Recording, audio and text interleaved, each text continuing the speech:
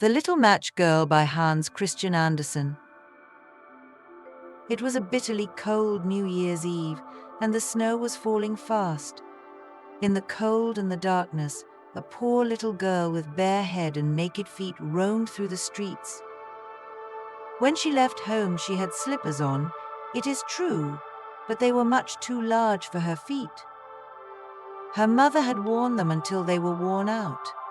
The little girl lost them as she ran across the street to escape two carriages that were rolling along at a terrible rate. One of the slippers was nowhere to be found, and a boy seized the other and ran away with it, saying that he could use it as a cradle when he had children of his own.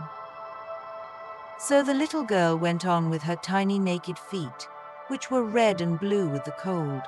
She carried a number of matches in an old apron and held a bundle of them in her hand. No one had bought anything from her the whole livelong day. No one had given her even a single penny. Shivering with cold and hunger, she crept along, a picture of misery, poor little thing. The snowflakes fell on her long, fair hair, which hung in curls over her shoulders, but she regarded them not. Lights were shining from all the windows, and there was a savory smell of roast goose, for it was New Year's Eve. Yes, she remembered that. In a corner formed by two houses, one of which projected farther than the other, she sank down and huddled herself together. She had drawn her little feet under her, but she could not keep off the cold.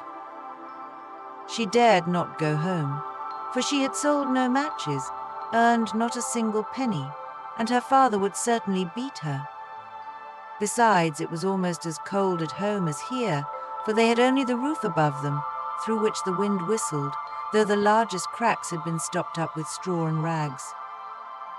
Her little hands were almost numb with cold. Ah, perhaps a burning match might be some good if she could only draw one out of the bundle and strike it against the wall, just to warm her fingers. She drew one out. Scratch. How it sputtered as it burst into flame. It gave a warm, bright light, like a little candle, as she held her hand over it. It was really a wonderful light. It seemed to the little girl as if she was sitting by a great iron stove with polished brass feet and a brass ornament. How the fire burned! What a comfortable warmth it diffused! The child stretched out her feet to warm them too, but the small flame went out, the stove vanished, and she had only the remains of the burned-out match in her hand. She rubbed another match against the wall.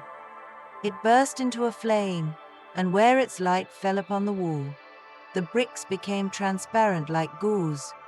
She could see into the room beyond, where a table was spread with a snowy white tablecloth, and upon it was a splendid dinner service, with a steaming roast goose stuffed with apples and dried plums. And what was still more wonderful, the goose jumped down from the dish, waddled across the floor, with knife and fork in its breast, to the poor child.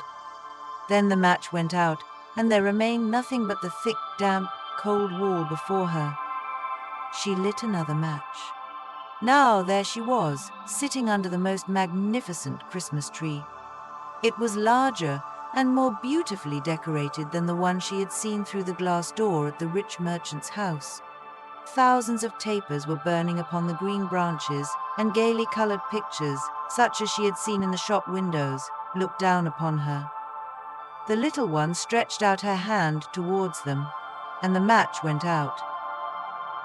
The lights of the Christmas tree rose higher and higher until they looked to her like the stars in the sky. Then she saw a star fall, leaving behind it a bright streak of fire. Someone is dying, thought the little girl, for her old grandmother, the only person who had ever loved her, and who was now no more, had told her that when a star falls, a soul was going up to God. She again rubbed a match against the wall, and the light shone round her. In the brightness stood her old grandmother, so bright and radiant, so mild, and with such an expression of love. "Grandmother," cried the little one, "oh, take me with you. I know you will go away when the match burns out. You will vanish like the warm stove, the roast goose. and the large, glorious Christmas tree. And she made haste to light the whole bundle of matches, for she wished to keep her grandmother there, and the matches glowed with such a brightness that it was lighter than day. Never before had the grandmother been so beautiful and so tall.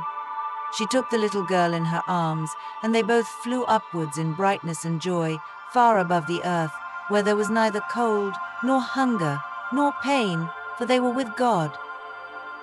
In the morning, the little girl was found, cold and still, with a smile on her face. She was frozen to death on the last evening of the old year. The New Year's sun rose and shone upon her little body as she sat with the matches, of which one bundle was burned. She tried to warm herself, they said, but no one knew the beauty and happiness she had seen, nor into what glory she had entered with her grandmother on New Year's Day. If you enjoyed this story, when you awaken, please give it a thumbs up and subscribe to our channel for more magical tales. Don't forget to hit the notification bell so you never miss an adventure. Sweet dreams, and see you in the next story.